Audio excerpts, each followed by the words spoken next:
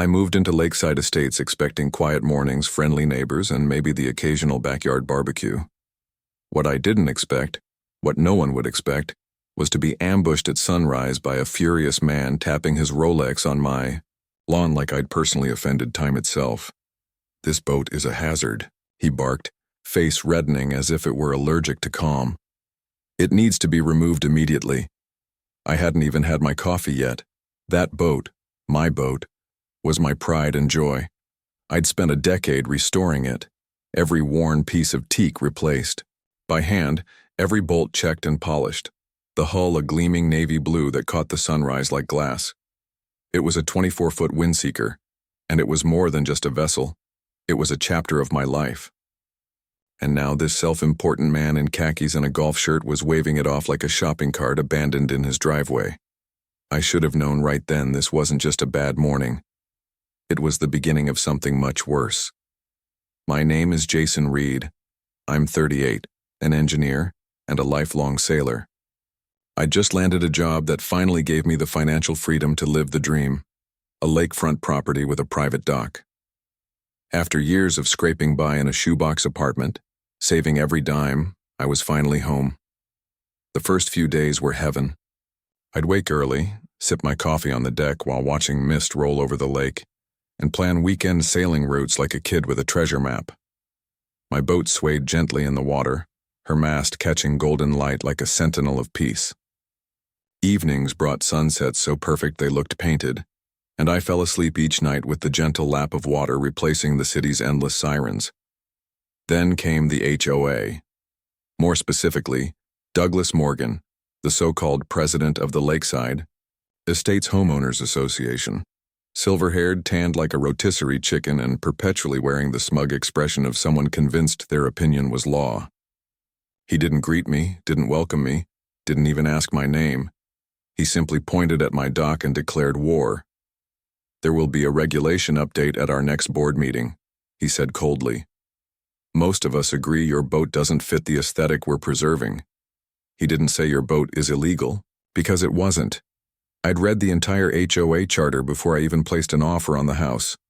Watercraft were explicitly allowed on private docks. I had the signed documents, the taxes were paid, I was fully compliant. But compliance, I soon learned, doesn't matter when someone like Douglas Morgan has decided you don't belong. In the days that followed, I noticed a strange pattern. Other residents had boats, plenty of them in fact, but only certain homeowners were receiving friendly notices about the upcoming changes. Curiously, all of them were newer residents like me or families who kept to themselves. Meanwhile, Douglas and his inner circle lounged beside their luxury watercrafts, untouched and unbothered. I began walking the neighborhood in the evenings with my phone in hand, taking photos of every dock, every boat, every house. The favoritism was blatant. Enforcement wasn't about rules, it was about power.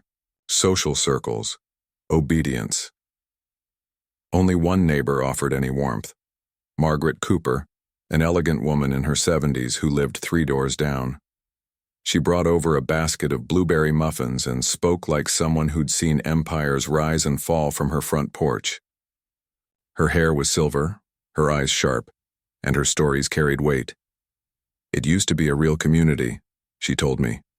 "Fishing tournaments, potlucks by the water, kids playing until sunset, until Douglas took over." She warned me in a gentle, grandmotherly tone. "He'll push until you fold, or he'll bury you in violations until you sell." I still thought I could reason with the man. Maybe write a letter, quote the bylaws, keep my boat where it was and let it all blow over. But then Margaret showed me something that changed everything. An old municipal zoning map from 1978, yellowed with age and tucked into a plastic sleeve in her closet. It showed the lake in bright, blue ink. The surprise. It wasn't private property. The lake, Douglas's precious jewel, was designated public, owned and maintained by the city. Back then they made it clear, Margaret said. Every resident in this development was promised access. It wasn't just for the few houses that backed onto it. But over the years, as city records went, digital and neighbors moved away, Douglas had claimed the lake as his own HOA domain. He controlled access, enforced arbitrary aesthetic guidelines, and slowly erased the truth.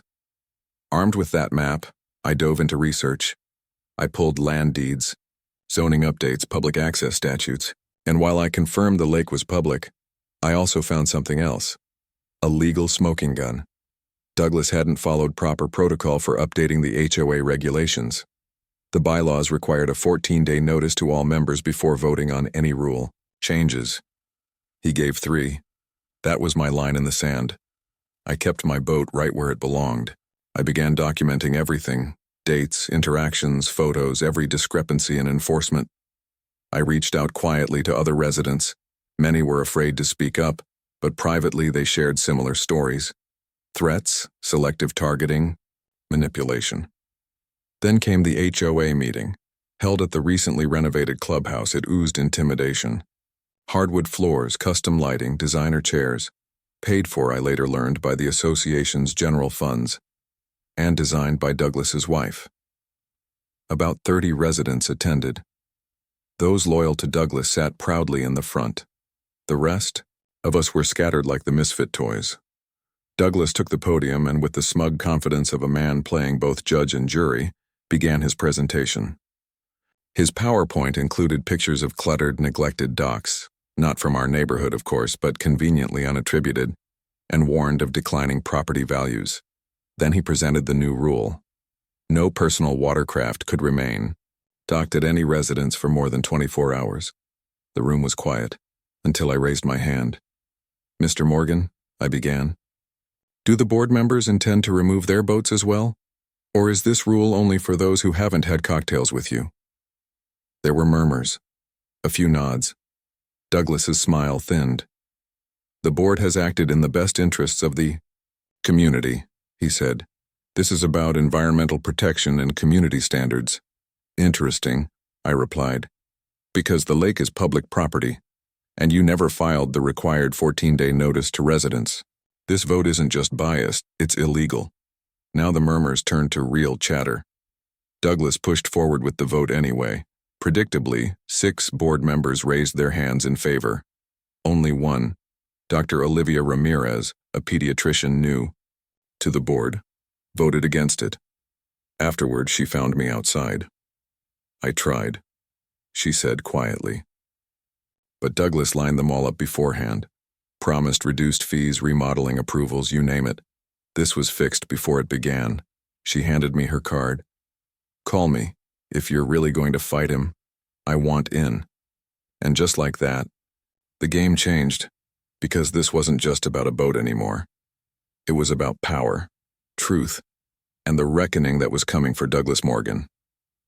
Lake's public status had just been confirmed when Douglas's face cycled through various shades of red.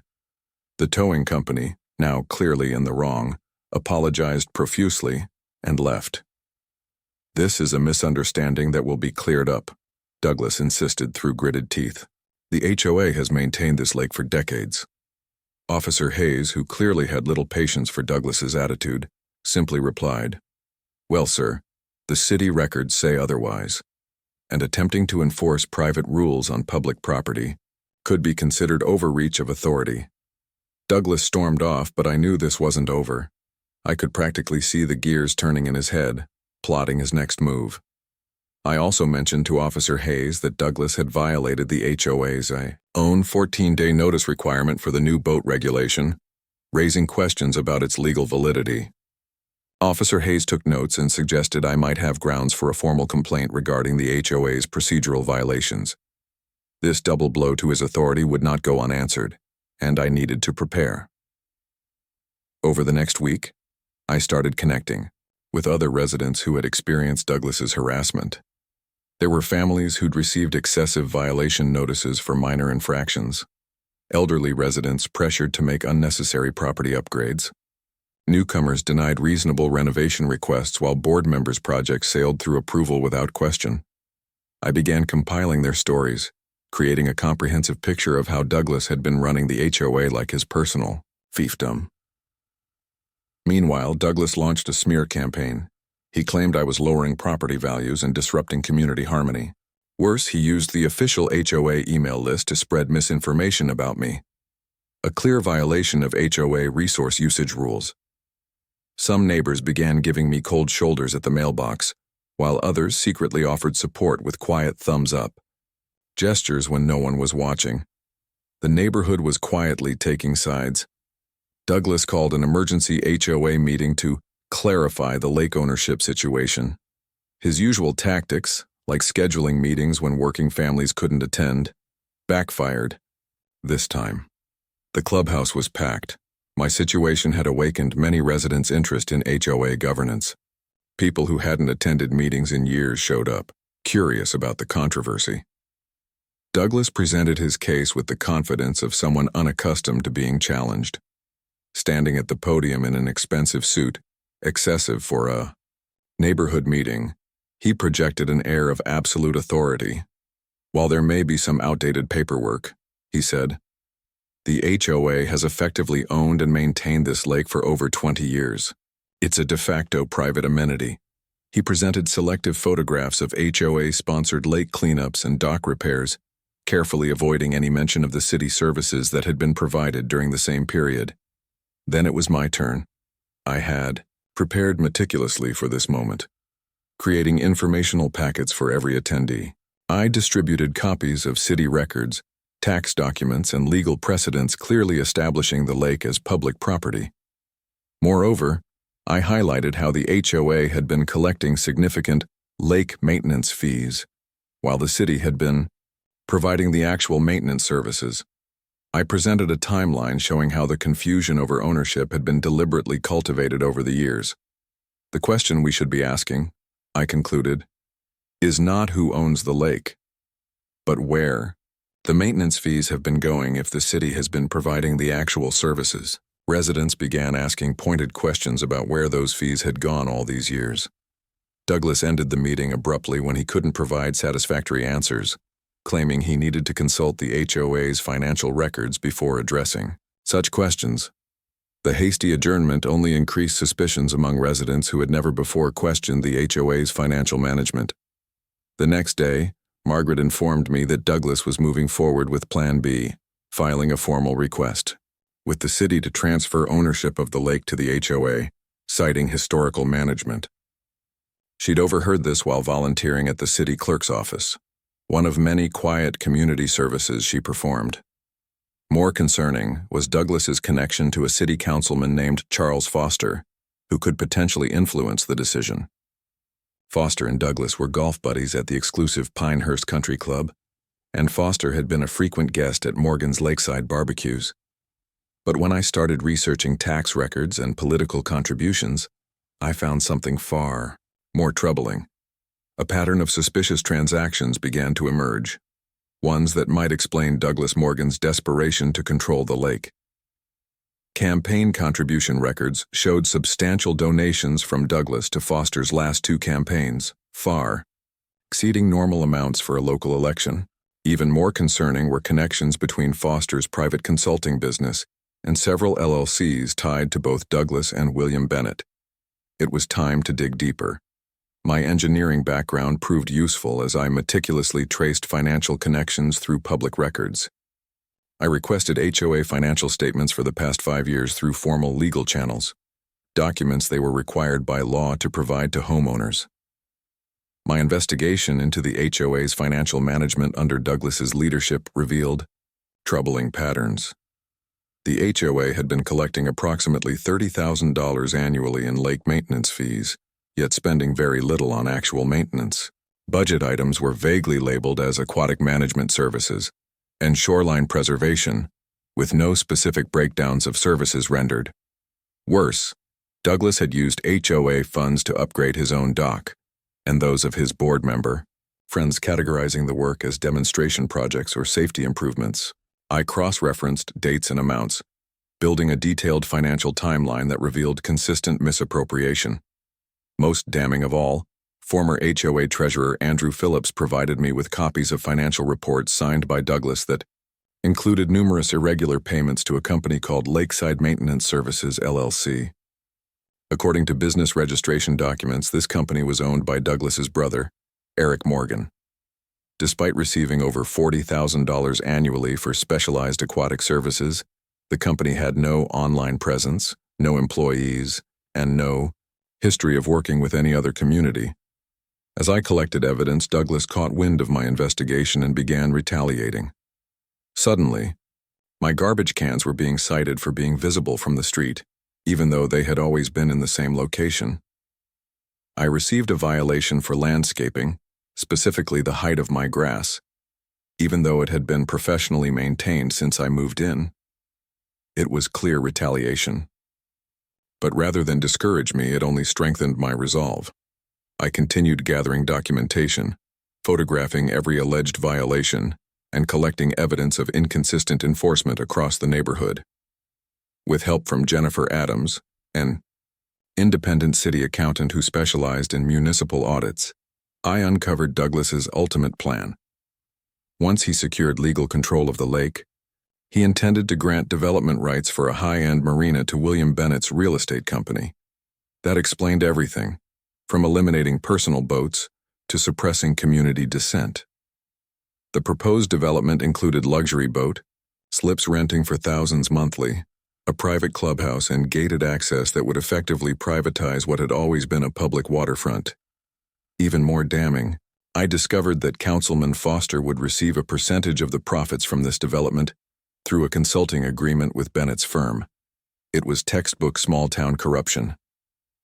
Douglas had used his HOA position to orchestrate a deal that would enrich himself, Foster, and Bennett at the expense of the entire community. The marina development plan was especially revealing. Architectural drawings dated 18 months earlier proved they had been planning this long before the sudden crackdown on private boats. The detailed business plan projected revenues exceeding $2 million annually, with Douglas, Bennett, and Foster, each holding ownership stakes through shell companies. This was no longer just about a boat or an HOA feud. This was organized corruption. I documented everything, creating multiple backup copies stored in different locations. I shared the full findings with Margaret and a small circle of trusted neighbors who had become my support network. The public hearing on the lake ownership transfer was scheduled for the following week at City Hall. I spent days preparing my presentation, organizing evidence, building a clear narrative, and practicing how to explain complex financial connections in a way everyone could understand. Then, the night before the hearing, I received an unexpected call from Douglas. His voice was uncharacteristically pleasant. "Jason, we're neighbors," he said. "I think we should sit down and resolve this like grown men." The artificial warmth in his tone couldn't hide the tension. He offered to forget all my alleged violations and even grant me a special exemption from the boat regulation if I would reconsider my position on the lake ownership issue. "I think you'd find the board very accommodating to your specific situation," he added, stressing that it was a one-time opportunity to resolve our differences amicably. The transparency of his attempt to buy me off was almost insulting. "I appreciate the offer, Douglas," I replied, keeping my tone calm. "But this isn't just about my boat anymore. It's about the proper management of our community." His friendly demeanor evaporated instantly. "You have no idea who you're dealing with," he snapped before slamming the call dead. He was right about one thing. This was no longer just about my boat. The City Hall meeting room buzzed with tension. It was standing room only. Residents from all across Lakeside Estates packed the chamber, along with curious faces from neighboring communities. Everyone had come to witness the showdown that might set a legal precedent over HOA overreach and public water access. Mayor Elizabeth Carter presided at the front dais, flanked by the full city council. A former environmental attorney with a hard-earned reputation for integrity, she was known for seeing through procedural smokescreens, and tonight, she was fully alert. The atmosphere was serious. Voices were low, suits crisp. Not a single child's laughter or phone ringtone dared to break the tension. Douglas spoke first. He was polished, tailored navy suit, confident tone, even a few strategic smiles for the cameras. He stood shoulder to shoulder with William Bennett and several HOA board members, presenting the HOA's side like it was a corporate acquisition pitch.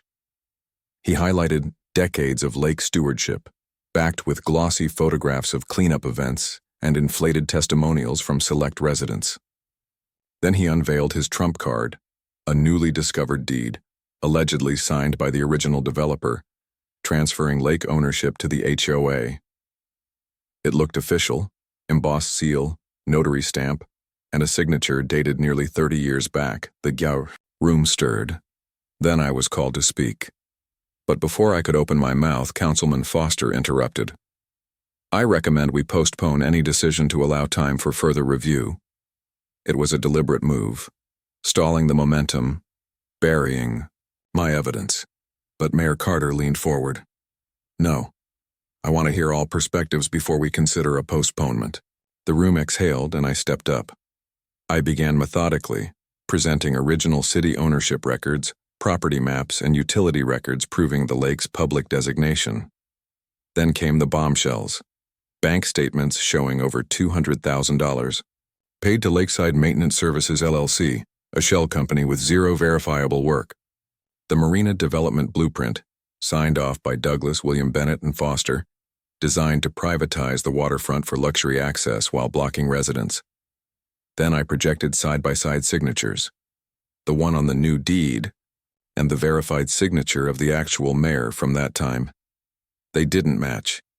Even Rebecca Zhang, the city attorney, examined the document and remarked, "The paper stock doesn't align with the year printed.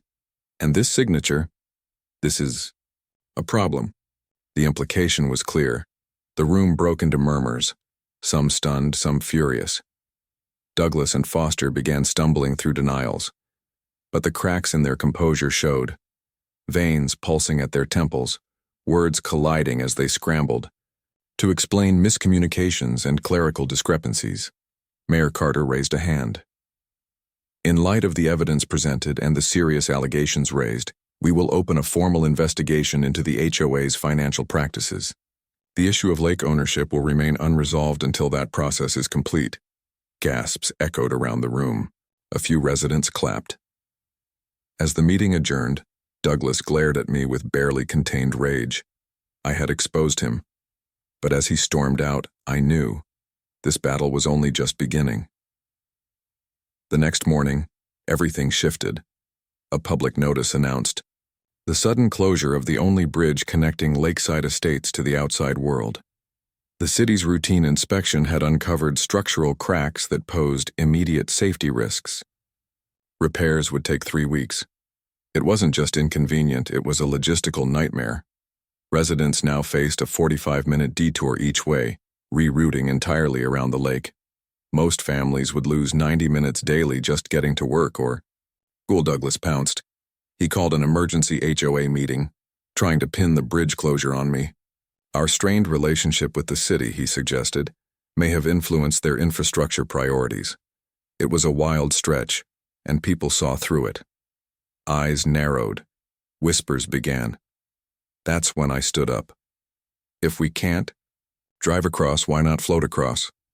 Heads turned. Silence. The lake is public property, we can use boats. I've already cleared it with a structural engineer and with the city's public works director. It's legal, safe, and cuts commute. Time from 45 minutes to 10.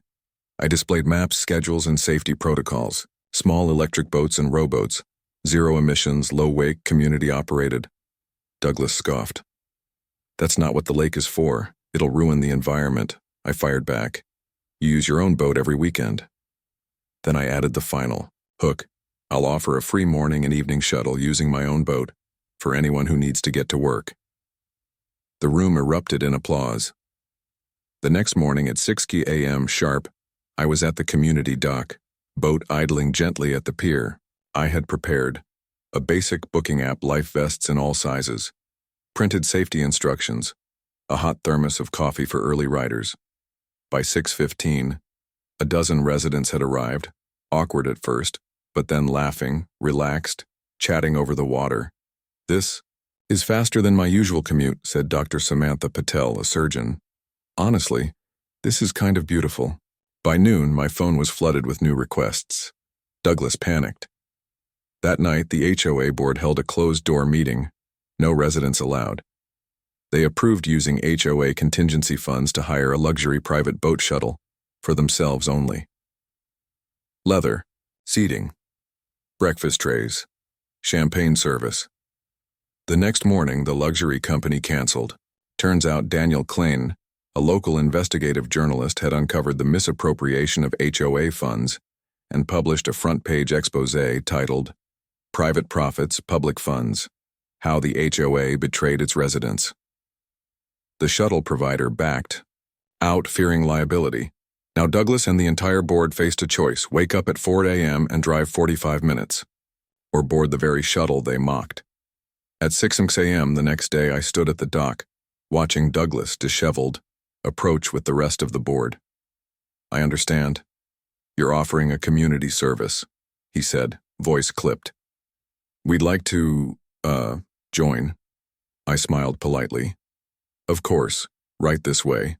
I ushered them onto a specially prepared boat labeled HOA Board, Justice Ferry.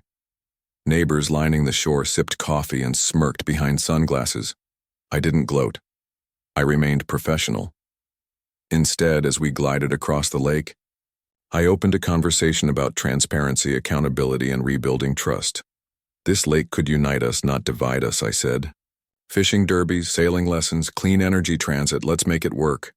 A few board members nodded. Douglas stared straight ahead, jaw clenched, but said nothing.